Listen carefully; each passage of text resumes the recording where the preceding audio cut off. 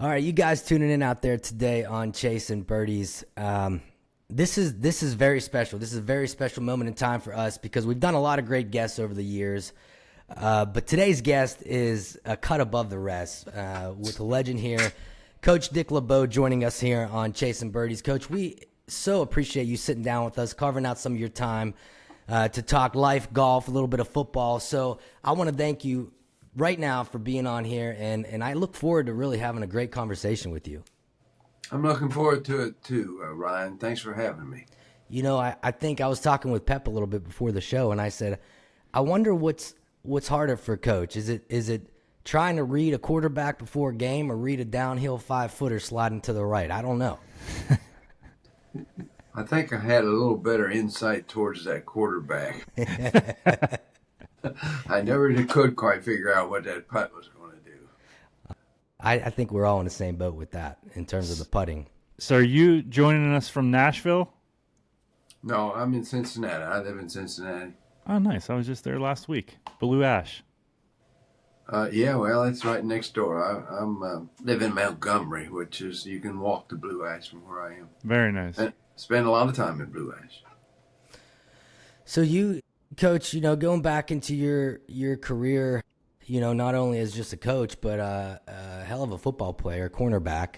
You know, at one point in time, you had the record for longest consecutive games played with the Lions. And, you know, being in your position where you are now, is it troubling to see or is it exciting to see how the game's changed so much since you were not only coaching, but as an active player yourself? Well, you know how everybody is, man. Everything was a lot better when I was playing. It ain't the same game. We're all victims of our circumstance, and our era was always the best. And most of the time, if you check athletic records throughout the history of our country, at least, every 10 years they get a little faster and a little bigger and a little better. And so I guess the athletes probably operating at a little different speed and a little different size, certainly, because the human race has just continually done that with all the scientific improvement that we've made. But I think our game was a better game. And I think we should play it on grass. In fact, all the stadiums were owned by the baseball team, so we had to move pitcher's mound most of the time to play the game. But That's interesting. It was played outdoors in a natural environment, and it's a better product. It's more exciting when they score a bunch of points, but I was always a defensive player, particularly professionally. In college, we had to go both ways. But as a pro, player and coach, I always kind of leaned on the defense, so I'm not a big fan of 51 to 49 games. You know, I kind of start breaking out in hives. But most of our games were 13 to 10, a lot of 10 to 6 games. And if it was raining, it might be 6 to nothing, you know. But it's a better game now. They can sell more spinach on TV. So, amen. Well, I mean, do you feel like back when you played, it was more of like a defensive battle than it is now? I don't know. The way I coached, I would always get a hold of the new rule changes every year, which they occur every year. And the first explanation that I would give to our players is that, look, you can do this or do that, him and Hall. Everybody's got to play by these rules, and this is the game we're playing now.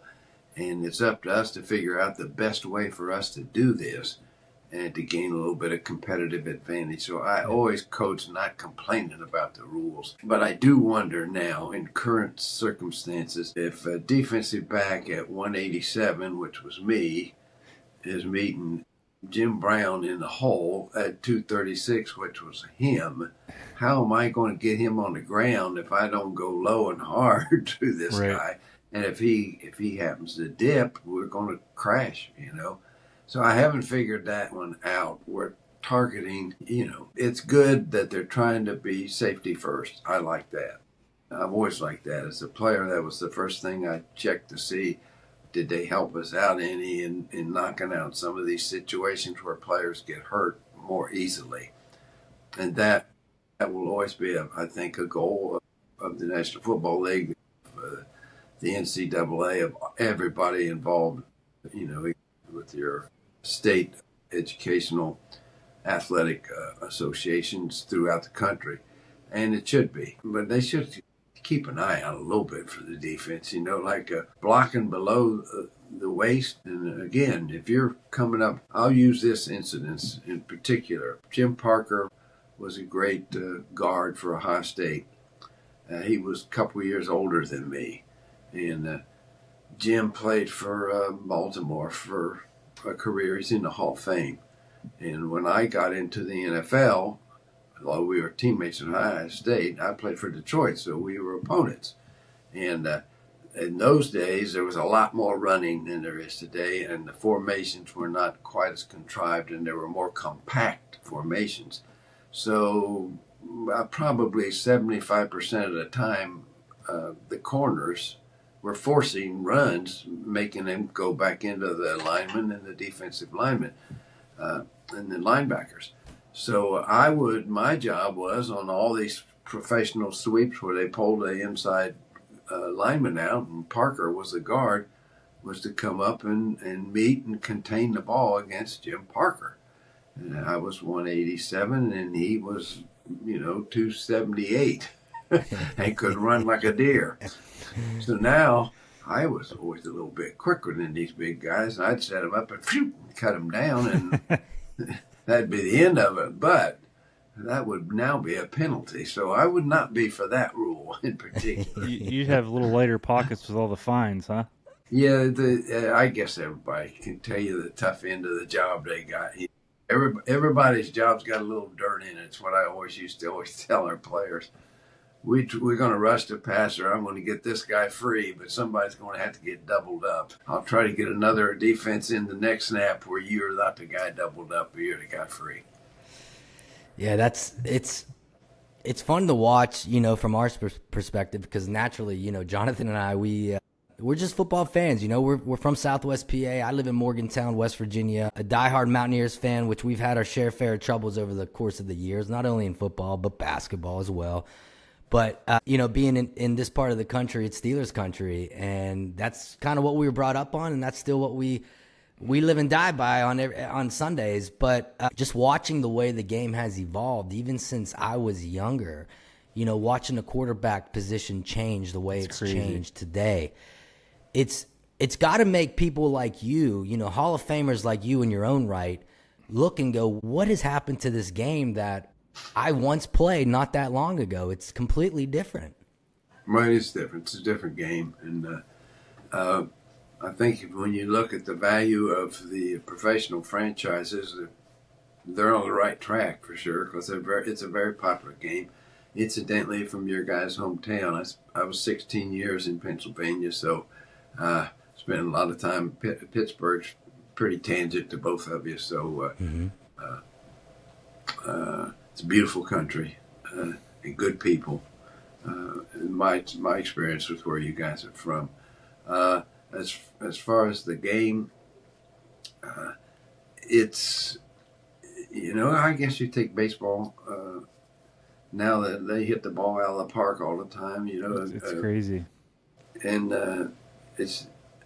they know what they're doing. They're getting a better product for people to watch, and who am I to complain about it? But if you were part of the evolution of the games, you kind of long for the old days. But that's just part of being human, I think. Yeah, and right.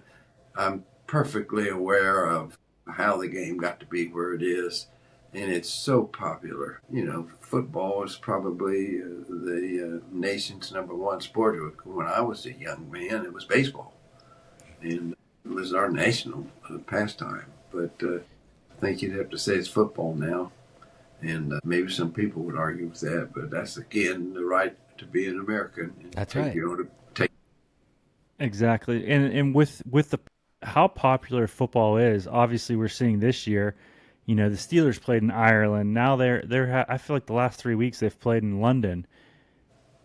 These teams are traveling across the pond to get over there. Is that something, when you worked on staff, you're like, this is not fun that we have to basically go halfway across the world to play a football game when we could just be playing it here. Do you feel like that they're trying to make this game too big?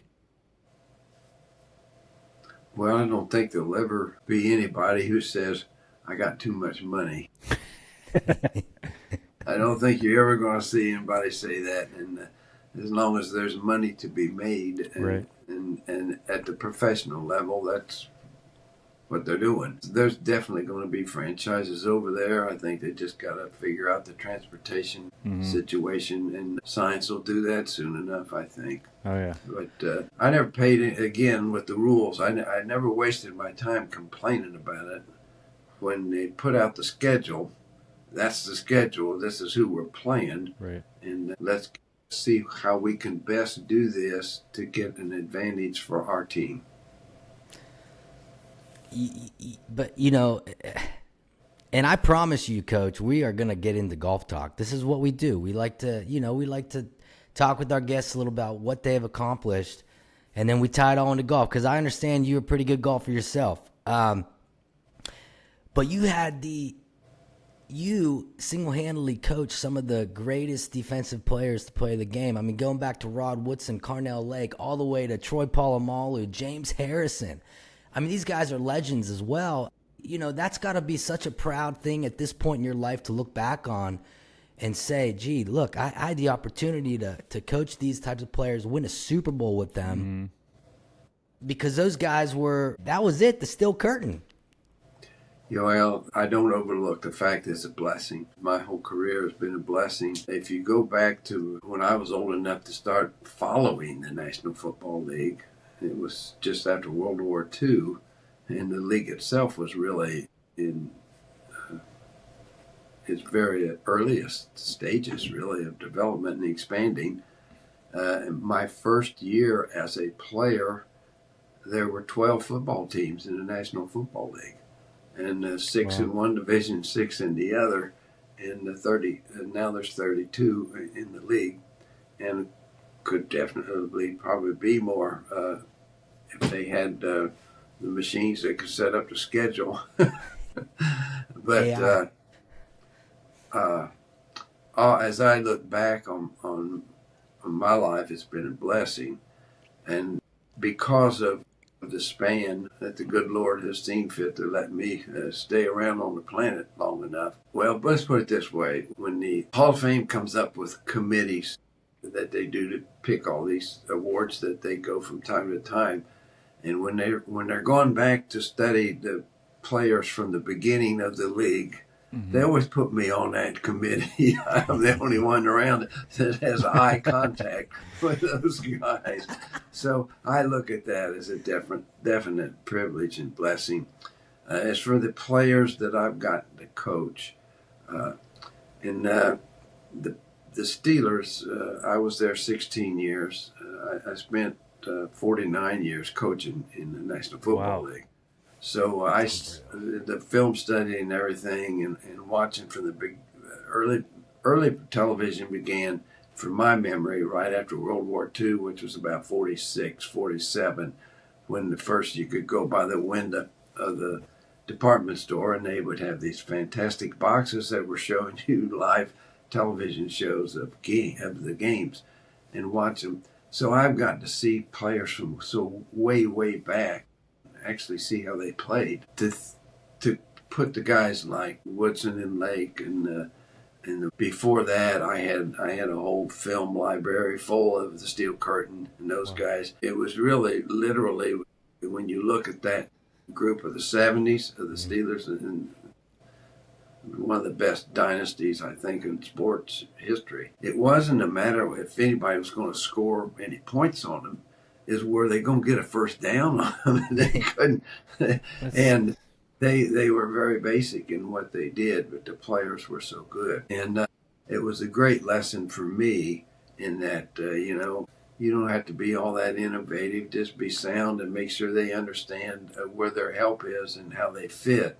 And then the players, if you get the good enough players, they're going to be able to get the job done. And that's what I was blessed with our great defenses in Pittsburgh, just great players. And I never lost sight of that. Well, you talk about innovation, and you were an innovator yourself. I mean, you basically created the blitz. How did Well, you come up the zone blitz, the zone the blitz. zone blitz? Blitzing's been around since the beginning of football, I think. But How go did you ahead. come up with the zone blitz? Well, it had an evolving process, but I've always been a stat man, and I kept track of every play, every defense that I called throughout my career, Wow. and I would in the off season do the math on it and how did this defense hold up against this run, against that pass, and I would try to. This is just like used to be a avid poker player.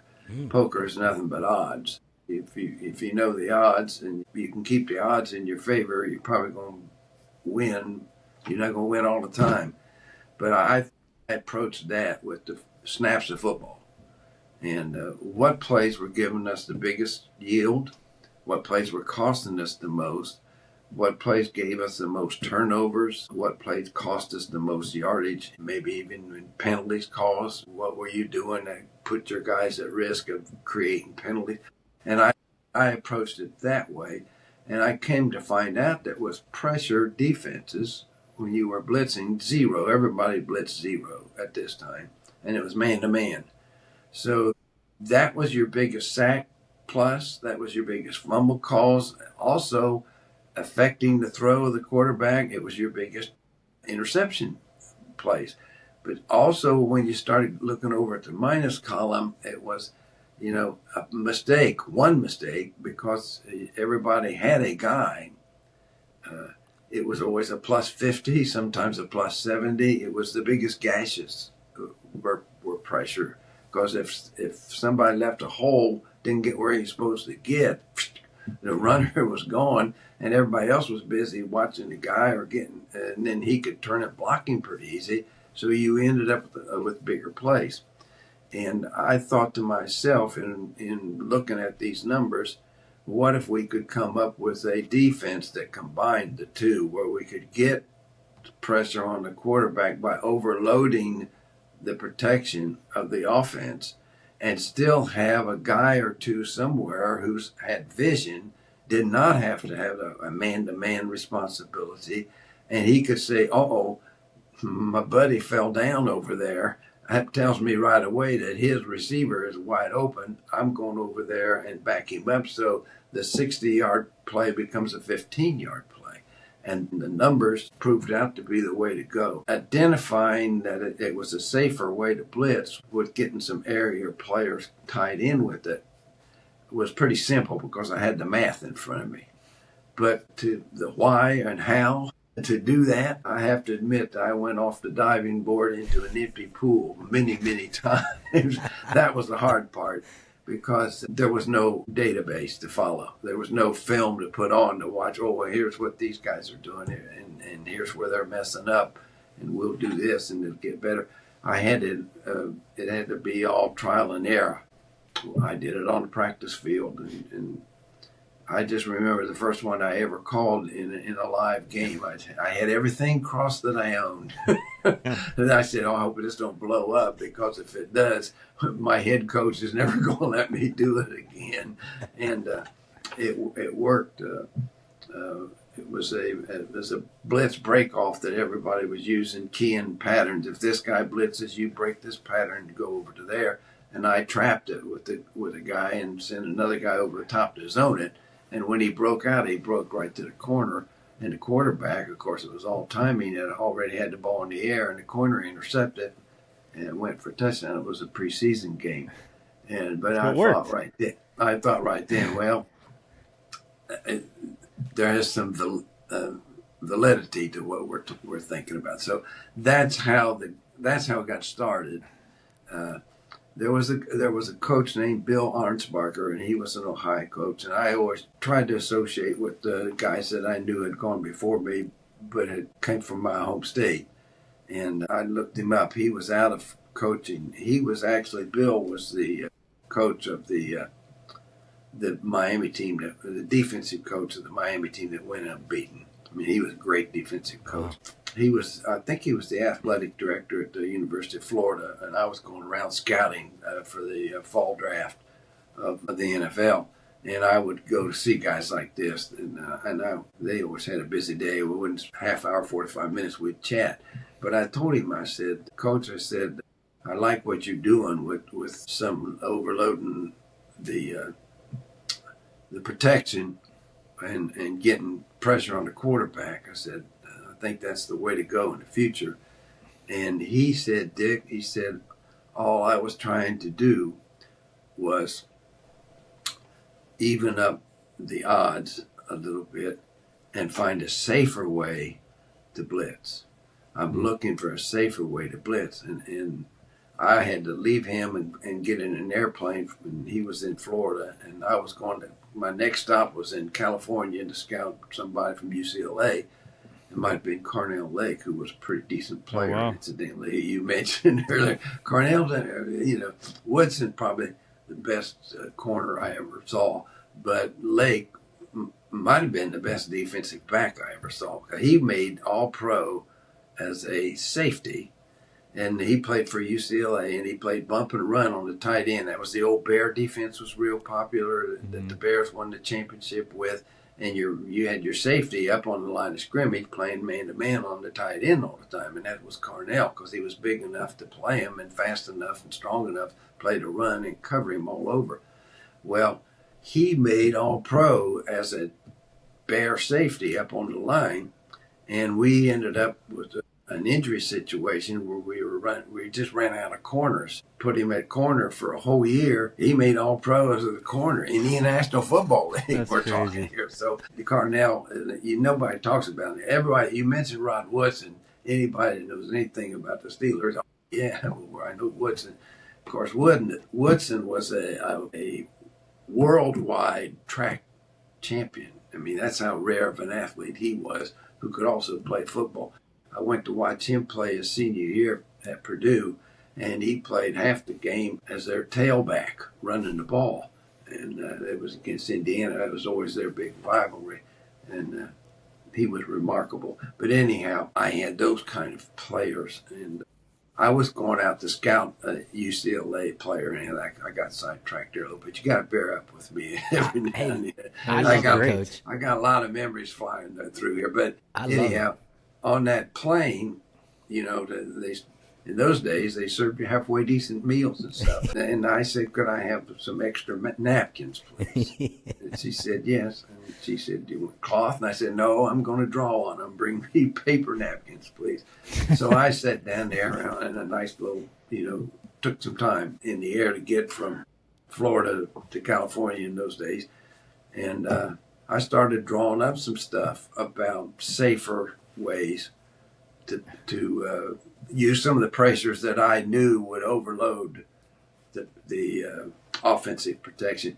And you see, men, the offense knows that they get in the huddle or they signal, and they know the play, they know the snap count, they know the formation, they know how many times they're going to shift, they know how many times they're going to motion, they know how they're going to try to unbalance the formation to steal a man or two advantage on you. They know all that coming out of the huddle. And a defender, he got to get all that from his visual cues as they snap the ball, as he sees them coming out of the huddle from the film that he studied. But he does not have the advanced knowledge of where that guy's going and what it's going to be. Maybe they're going to throw it to him, and maybe they're just going to hand it to the back. So all I was trying to do was take that huge advantage away from the defender and balance up the field a little bit. And that's where I started all the movement and the disguising and stuff. I said, whatever they see from us when they're coming out of the huddle is not where we're going to be.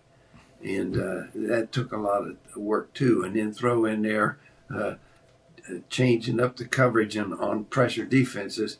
Like I said, a lot of things I thought that was a pretty good idea, but it's not. And so those they evolved over a period of time, let's put it that way. But the fact that instantly I was rewarded by visual evidence that we were winning these downs, we were making bigger plays. Boomer Esiason, who was our great quarterback with the Bengals, that took us to a Super Bowl and was at the top of the league for his career, wonderful player. Quarterbacks it's a fraternity. And we were playing Miami. And Marino, of course, one of the greatest quarterbacks ever. They were chatting a little bit after the game. It was a preseason game, and I saw them chatting and everything. So when we got back in the locker room, Esias and Boomer comes over to me. He says, I got something to tell you, Coach. You probably want to hear. And I said, well, yeah, lay it on me. He said, well, I was talking to Dan, and that was in the early days of the zone blitz. And I said, what were you reading on LeBeau's pressures? Because a big thing that you want to do as a defensive unit is not let that quarterback have a clue, as to a pre-snap clue as to where you're going to be, because they'll all beat you. They'll all throw well enough. You're dead if they know where you're going or who's coming. You're dead. Boomer said, what were you trying to read on what LeBeau's doing? And Marino said, well, they told me on the practice field who to look at and who to key. He said, and after 3 plays, I decided that I couldn't read anything from that. He said, I just started looking for who was open to hit on my guy's jersey and not their jersey, and I threw it to that guy. And actually, in the fourth quarter of that game, he came down, and it was a real low-scoring game. We played them very well, but they beat us. Marino, of course, he got us in the fourth quarter. But I thought to myself, well, if one of the best passers that ever played the game is saying he quit reading, that's what I'm looking for. I'm trying to level it up for my guys so he doesn't know exactly what to do with the ball. And now you're going to get him to make some mistakes, and that was the reasoning behind it. So I was lucky enough to get players that were smart enough and agile enough and unselfish enough to run the defense. Yeah. And that's why those guys were so good. That's an incredible stuff that people don't understand in football. Like I watch the game. I don't know all the behind the scenes things, and it's really interesting to hear. Well, it's a chess match, really. That's right. Yeah, and I'm thinking for the guys calling the plays, for the guys playing the game, it's stimulus response for them. But where to put them and what looks to show them and to actually be at the snap of the ball. I would tell my guys, I said, look, sometimes I'm going to actually make it a little bit harder for you to do your job because we don't want them to know exactly what your job's going to be. And they're going to have to try to read it after the ball snapped. That was always my goal. Don't let them read anything before the ball is snapped. And now I think it's pretty common. You see that in defenses moving around and shifting around. But at that time, I was old enough to be one of the first guys to start doing that. That's incredible.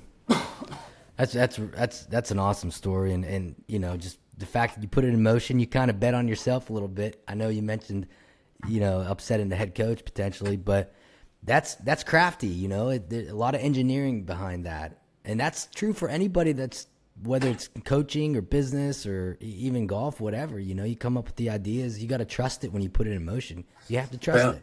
I thought it might work, but I wasn't sure. Nobody's sure, I don't think, until you see the visual proof. I went to Sam Weiss was our coach in Cincinnati, and it was in the early 80s, about 84, 85. My first, couldn't do it until then because I was never the coordinator. You know, you had to be the guy calling the shot, at least on defense, and run that through your boss, the head coach. So I went into Sam, and Sam was an innovator himself. He was one of the first no huddle guys that he did everything at the line of scrimmage, and away they went. And I said, Coach, here's what I want to do. I said, I want to take a guy that doesn't blitz very often, a corner or a safety, and I'm going to blitz him. And I'm going to take a guy who almost never drops from the line of scrimmage, a defensive tackle or a defensive end or a nose tackle, and I'm going to drop him to an area in the zone so I can balance out. All I was trying to do was get more people coming from one side of the ball without making everybody play man-to-man coverage. And most most coaches, I think, if you came to them with, you're going to drop my 300 pounder and you're going to blitz my 190 pounder, I think they'd say, do it for somebody else, you know. But Sam just said, yeah, let's take a look at it. And that's when I started doing it on the practice field. And after I got enough of the snags worked out of it where I thought I could actually call it in the game, I've already alluded to what happened there. The quarterback threw the ball right to our corner who scored a touchdown. Yeah. It was off and running from there.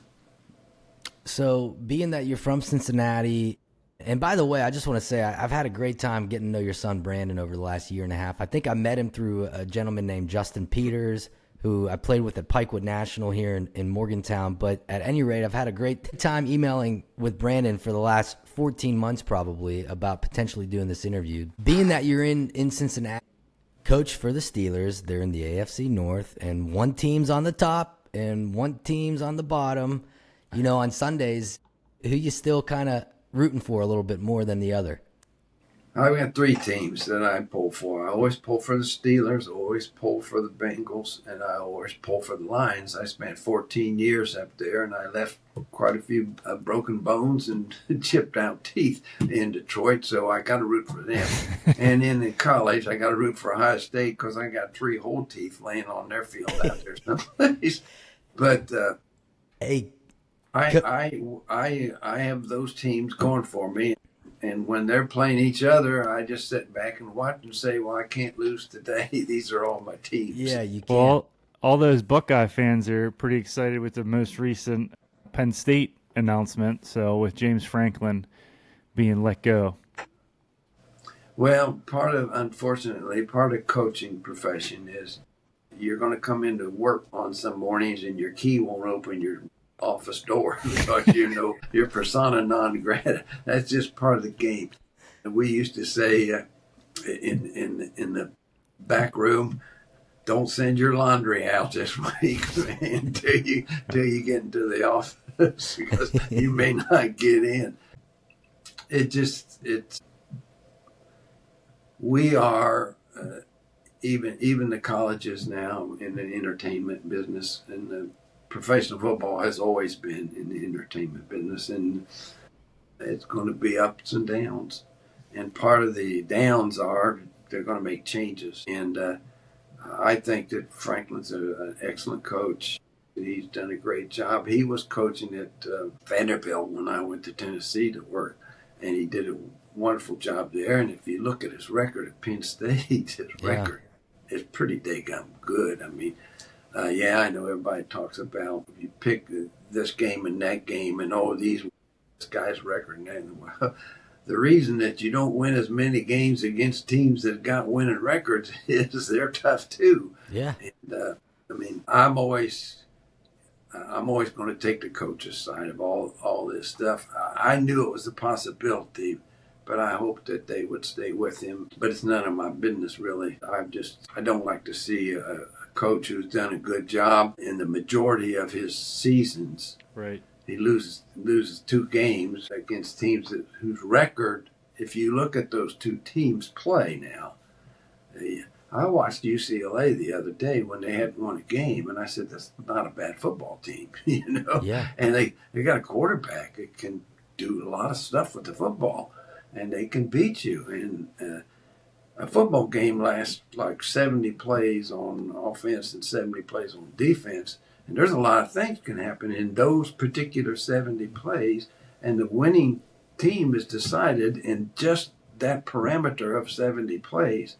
And if you were going to play 1,000 plays, probably that best team would always win out. But in a matter of 70 plays where they drop a ball here and create a fumble there and get a clutch penalty there, the other team that maybe isn't quite as good as the other team in strict football skills, they win. Yeah. And that's why we love football. Anybody that's playing hard and fighting and trying, you got a chance to win. And it's just the guy on the street who doesn't have to get out there on the field that can say, oh, they're no good, we'll beat them by 3 touchdowns. That doesn't work that way. No. You know, especially with college, because it is, you know, you see some of these big heavy favorites get taken. In that game specifically against Penn State, I think Penn State were 24.5-point favorites against UCLA. Big favorites this weekend this past weekend with Northwestern. But yeah, anything can happen. I experienced the horseshoe for my first time last year. I went to the Ohio State-Tennessee game, the first college football playoff game on a Saturday night in Columbus. And when I tell you that it was electric and unlike any sporting event I've been to, that will stay with me forever. It was unbelievable. Unbelievable. It is unbelievable, and words cannot describe it. You have to experience it. It's a human experience of the feelings of the human body. And I'm from a little town, London, Ohio, and I went to Ohio State and made a team, and we had one other guy that was a doctor of veterinary medicine in London named Bill Hackett, who had played at Ohio State, and he was the only guy that I knew at all that had ever played for Ohio State. And these big schools, you don't just walk on there and start playing. So he said to me, Dick, he said, just make sure when first time you run out of that south end of the stadium locker room door and run out onto that field in front. At that time, it was like 88,000. I think it's 105,000 now. That's crazy. But it's a lot of people. He said, don't forget to feel that electricity that you soak it all in. So when I saw him a couple weeks later, he said, "What did you think?" And I said, Coach, I was so excited about wearing scarlet and gray and making the football team at Ohio State, I forgot to even pay any attention to the crowd. But after that, my next time running out, I said, oh, man, I see what he's talking about. Yeah. But fortunately, when you're playing in front of all those people, you're not thinking about anything. If you're a really involved, dedicated player, you're thinking about what's the huddle call, what's my assignment, what's my key. If you're not focused, you're going to get a vital part of your body handed to you before it's all over. So it just becomes a practice field, the same thing if you're actually playing out there. But when do you feel the crowd? When a play makes, a guy breaks a play or you make a play, and if the crowd erupts, I mean, you say, "Whoo!" Now that's electricity there. Yeah. I'll tell you, Coach. I played college golf at Marshall University, Thundering Herd. I know Marshall. Great school. And my dad said something similar to me. He said, "Soak it all in. Your first college tournament, blah blah blah. Go out and have some fun." And I made double bogey in the first hole, so I soaked it in real well. I'm going to think about what I'm doing right here. That's all you got time to do. Marshall, we've had some great players from Marshall at the NFL level. It's a great school. And golf is a game that you have to shut everything out or you're not going to hit too many good shots because it's hard enough when you're on a practice tee by yourself just hitting them. Well, there's a lot of similarities in golf and football in the sense of you have to shut things out, right? And just roll with it and let your instincts take over. You got a stimulus response, and you got a little longer to think in football, I think, because there's a period in between the plays. In golf, once you get over it, man, it's gone in less than a second. So you better not think too much on the way through that swing. So how long now have you played golf, Coach? Because I know it's in your blood a little bit. Yeah, well, I came from a home with two boys. My older brother was 3 years older than me, and my dad was a golfer. So when my brother became old enough to caddy, he was my dad's caddy, and I wasn't. But being the youngest, as soon as I became big enough to caddy, I became the caddy. So caddying for my dad and caddying for him in the club championship matches and things of that nature. My dad was a wonderful scorer. He could get the ball in the hole from any place, and he would play guys that could out-hit him by a sizable amount, but he invariably would end up beating them. And that was my A, education in golf, and B, education in competing. that you don't have to weigh 200 pounds yourself to win a head one-on-one with a 200-pound guy. Use your mind and use your quickness and your athletic ability, and you can get your job done. I don't care who's on the other side. That all came from caddying from my dad and seeing him beat a lot of guys that were, physically a lot more gifted than he was. At the game of golf, he was tough to beat. That's how I became a golfer. That's and the whole thing, like you just said with your dad, and that kind of funneled down to you, and now you get to go on vacations and whatnot with your family. You and Brandon get to go out and play golf together. That's something he gets to experience with his dad. Those are things that I've experienced with my dad, Jonathan with his dad. Jonathan's dad plays 300 rounds of golf a year and has never had a hole-in-one. Can you believe that? Yes, I can, because it's you think about it, it comes to 4.5 inches, and it's crazy. Yeah, and you're sitting up there, even on the par threes, you're going to be 150 to 210 yards away from it. And if it ever goes in there, you're lucky. And a lot of people, it never does. Well, you coaching here for 16 years in Pittsburgh. I mean, we have an absolute legend that is from Pittsburgh, and Mr. Arnold Palmer. Did you ever have any cool run-ins with him? I got to play with Arnold several times. He was actually a big Steeler fan, and that's one of the highlights of my life. I got to play golf with Arnold Palmer. Wow. And he made you feel like you were the professional golfer. He was an amazing guy. And while you're on that, for topic of conversation, I went to college with Jack Nicklaus and Tom Weiskopf. Wow. Oh, wow. Jack was like 2 years behind me, and Tom was like 2 years behind him.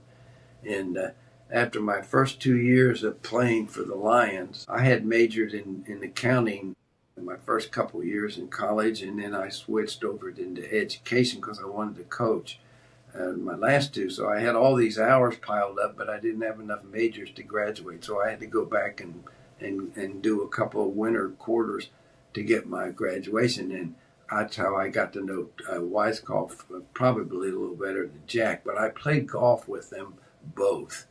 And in their era, they were, I don't know, maybe 35, 40 yards longer than the whole tour. Crazy. And I thought to myself, I better really concentrate on my back pedal as a football player, because I'm not too sure I'm ever going to beat anybody who hits a golf ball like this. Those were great experiences for me, because every now and then I have a hole with 2 or 3 holes where I'd outplay them, and you would realize that competition is something that comes from inside of you. Yeah, that's right. If you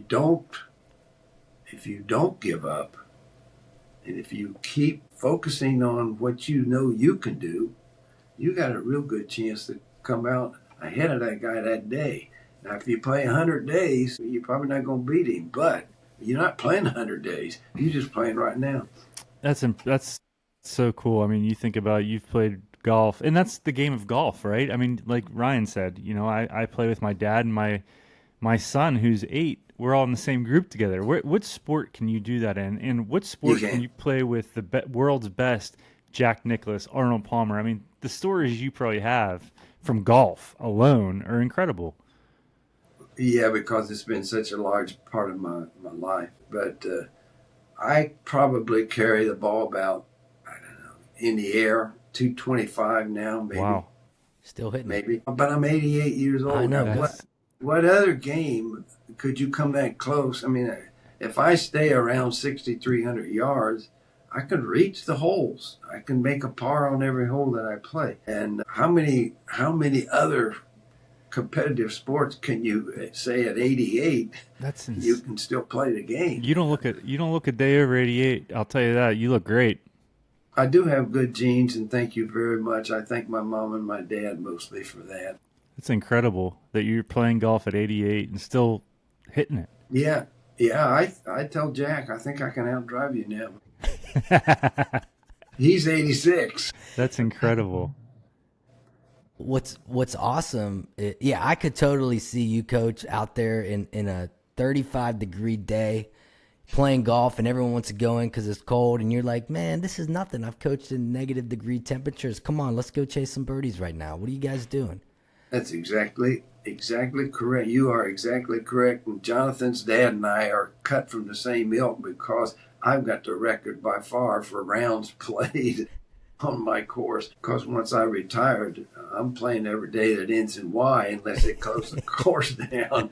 And it is not too cold. I worked from Green Bay for 5 years. Wow. And my division was Detroit, Green Bay, Chicago, and Minnesota. They call it the black and blue division, and I think they were trying to say because it was a tough, aggressive group of teams, but I think it was because of the temperatures. There weren't any indoor stadiums. We were outdoors every winter. Coach, my dad, he tells us the story how many rounds he plays. He said, you know what the real question is? He said, what did I do the other 65 days of the year? That's what he's concerned about. What was Well, that was the days that they didn't let you play. You know, the greatest thing about golf, Coach, that I think, and being a golfer, I could say that I've seen it happen over the course of the years, but the amount of influence now that golf has received from former athletes or athletes themselves. You look at all of these guys now that are playing football, NBA, other sports, they all gravitate towards golf. And that, to me, as a golfer, and growing up playing golf and not playing the organized sports, everyone's always giving you a little bit of hell for that. Like, well, you're playing golf, big deal. That's not a game, blah, blah, blah. Now it's like it's almost vindicated in a way because everybody, not everybody, but everybody wants to play golf no matter what. And I think it's great. Oh, I do too. And I think golf, the margin of error is so precise in golf. And that helps even the playing field quite a bit. And it doesn't matter what time how fast you run the 40-yard dash. Can you put that golf head on the golf ball? And there was I'm a golf historian. Justin is too. You guys might be too. But there was a guy named Poison Paul Runyon who was like, I don't know, 5'4". Mm-hmm. And of course, Sam Snead in his era, nobody could come close to him. He could outdrive everybody, and that's a big advantage in golf. And I think Runyon beat him like 12-11 or something in the PGA finals, which was all match play then, the 36-hole final. But he made every putt that he looked at. The quote came down from the professionals: "A man who can putt is a match for anybody." And the short game, it's just equally, it's one shot. It's the same as that 300-yard drive.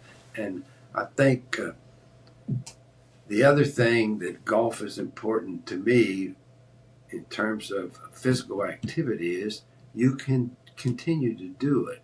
Now, there are a lot of things that will preclude your playing golf way into your octogenarian age, we'll say.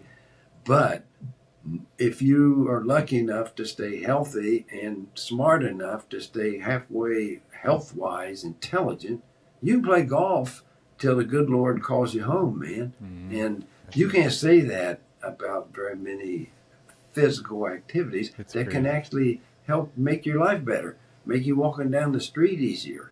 It's just good for you. It's a physical plus for you. Mm-hmm.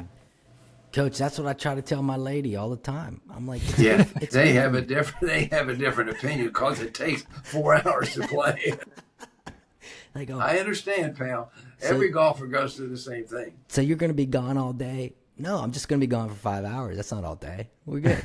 Well, one thing, I didn't meet my wife until later in both of our lives, and I said, listen, Nancy, here's I'm going to be honest as I can be with you.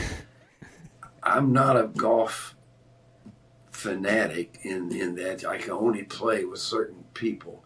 I'll play golf with anybody. I'll play golf with you every day.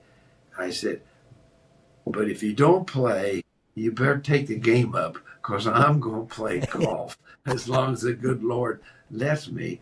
And I'll play with you every day.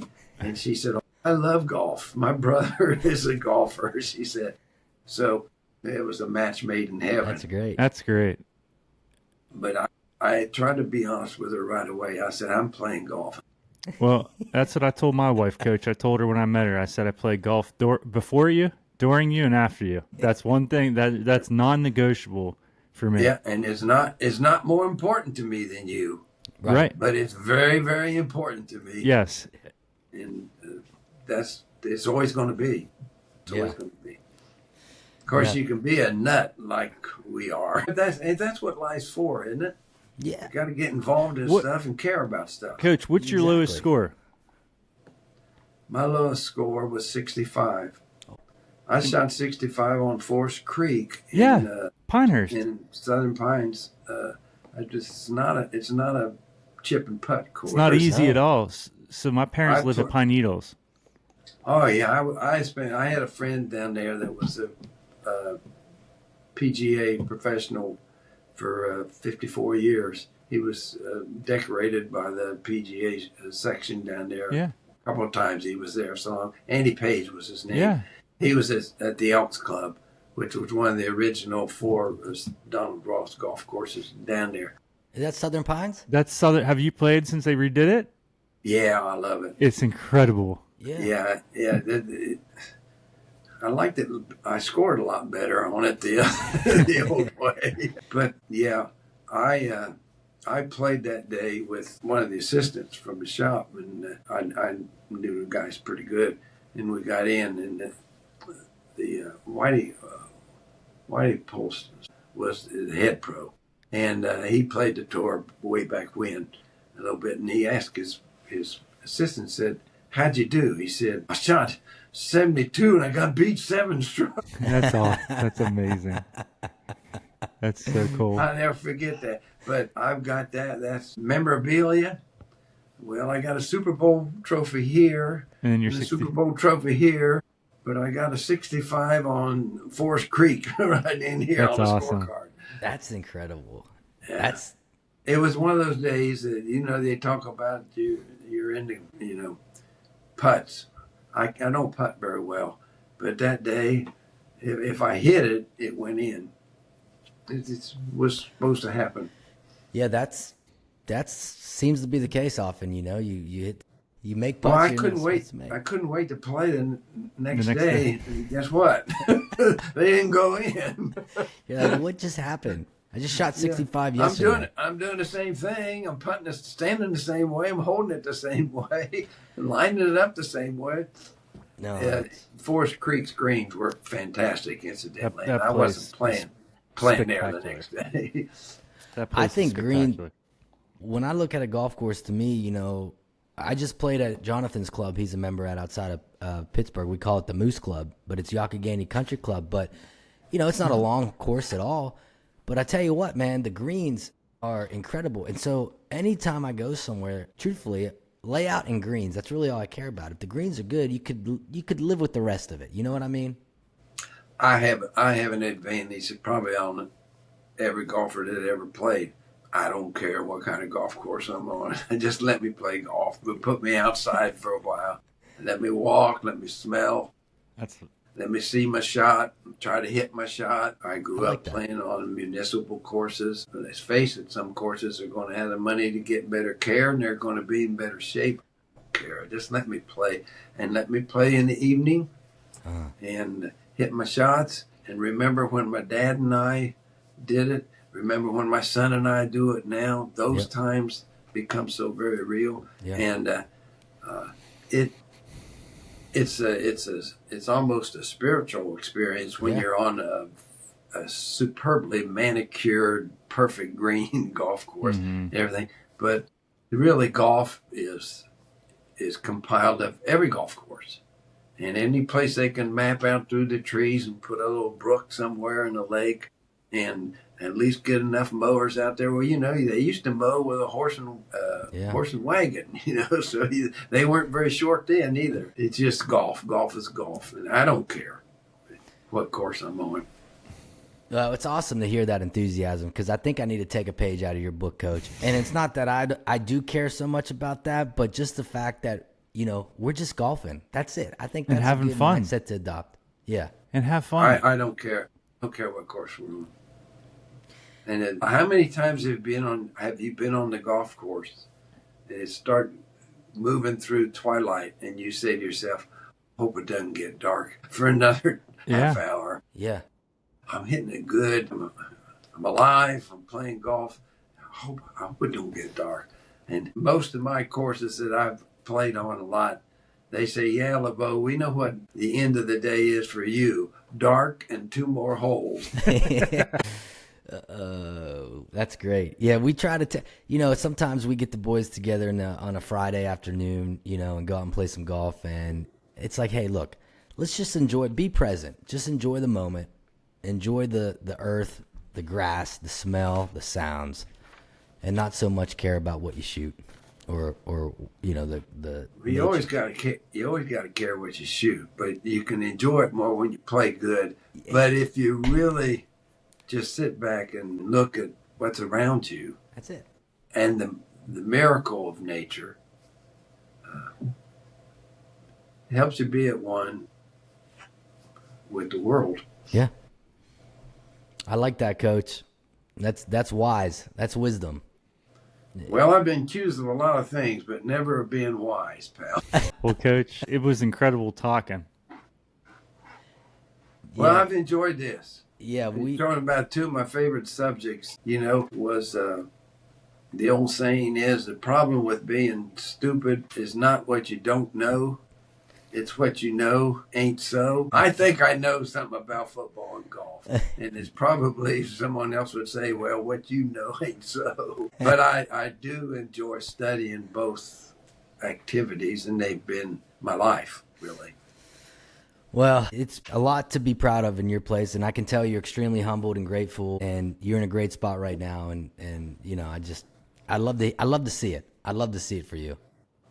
Well, thank you. I appreciate your time you gave me, and when your time talking about me and playing golf with my son, that's my most valued moments of my life. Well, amazing. we definitely have to line some golf up at some point, even if we got to drive over to Ohio. We would absolutely love to do that, and we will make sure we do that, Coach. But we're not done with you yet. We're almost done. Okay. We have our last segment of the show, which is called the Tap-In segment, presented by Bettinardi Golf. Check them out online at bettinardi.com. Jonathan is going to ask you, Coach, a few questions that demand, we could say a quick response, or however you want to reply is just fine. Okay. All right, Coach, what was your favorite on-course memory?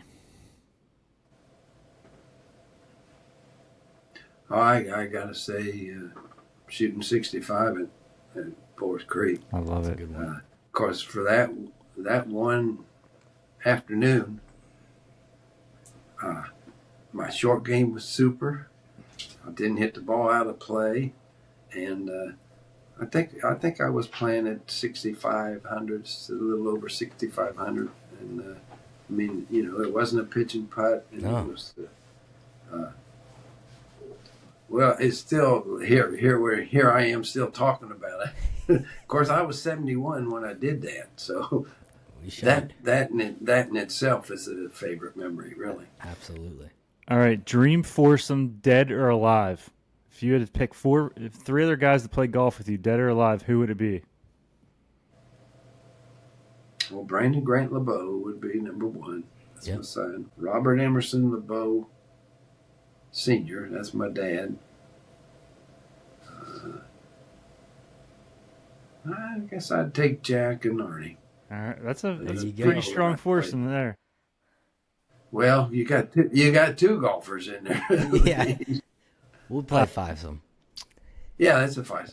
To you, best football player you ever saw?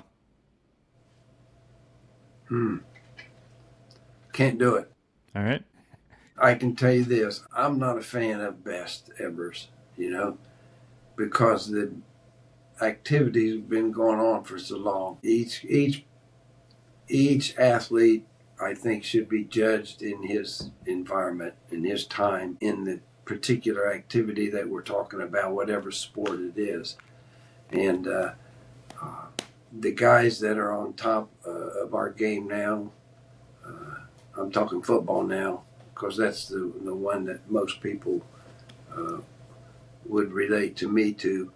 Uh, they're fantastic athletes. They're great players, but I mean, Jim Brown would still be Jim Brown. I mean, he would tear the league up. Mm. Those skills wouldn't go away. Unitas would still be so accurate that you couldn't defend him because he could put the ball wherever he wanted to put it. And I always, when talking about players versus players, I think it's important. People don't think about this. I don't think. When I came into the league with 12 teams, there was 31 squad members because money. Football wasn't a real popular deal then. It wasn't a moneymaker. And you only had 31 players on the team. Well, half of them had to play defense and half of them, a little more than half, played offense.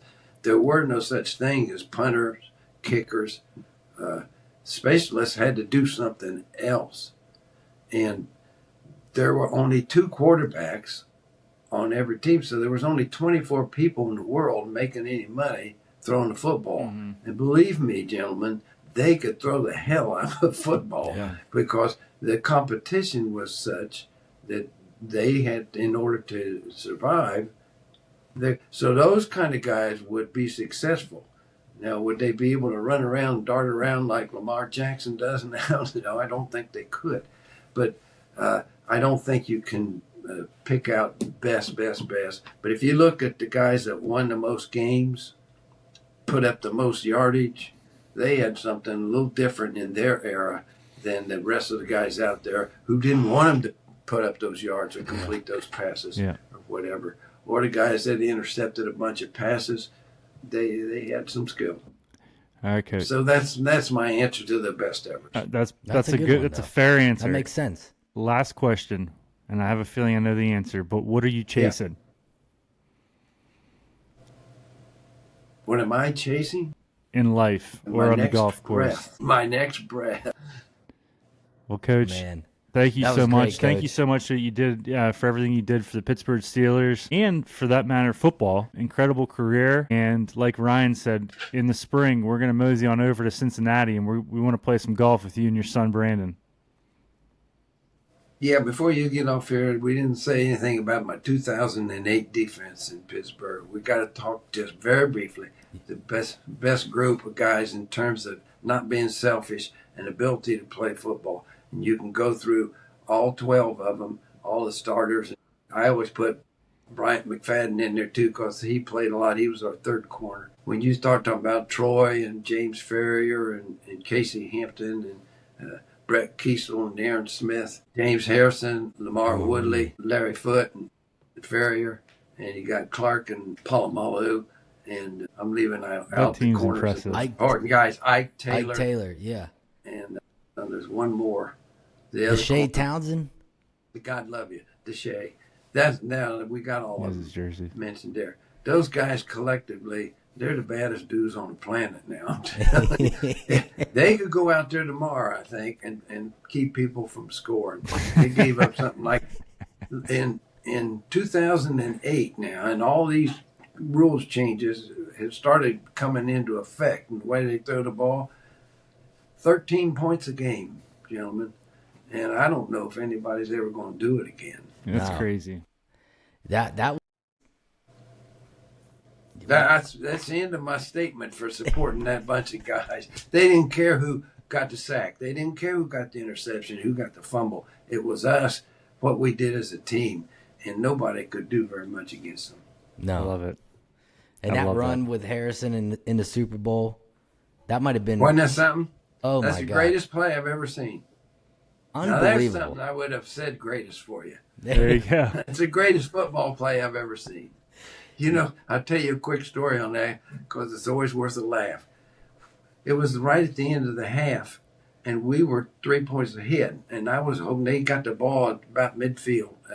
And I was thinking, oh, man, if we can get out of this half with no more than giving them a field goal, it'd tie game going into the second half. It'd be anybody's game. Well, they had the ball was on the 2-yard line. And there wasn't hardly any time left in the half at all. So we knew they were going to throw it. So he threw it, and Harrison picked it off. And I started hollering. Of course, there's a limit to the coach's box, how far down you can get. I was close to him as I could get, but it was about the 35-yard line, and he was in the end zone. You know, he got everybody screaming in the stadium. I'm saying, get down, James. Get down. I want him to get in the ground and get us out of the half. We're leading. And then he started picking up these blocks, and he come running up past the 35, and I said, run, James. I went from get on the ground, man, to run. To run. He made it. And he collapsed, if you remember, Yeah.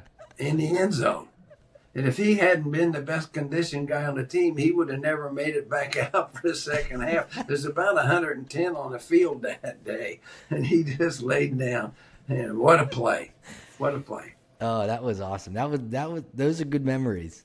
That is. Now there, if you'd asked me my best memory of football, that would have been. I screwed up. That would have been We'll it. do that again. Yeah, either that or one of Troy's sacks. Yeah. One of many, right? Yeah. Oh, Well, Coach, man, that's great, Coach. thank you so Thanks much. a lot, guys. Thank you Hey, so much for your thank you. time. Adios.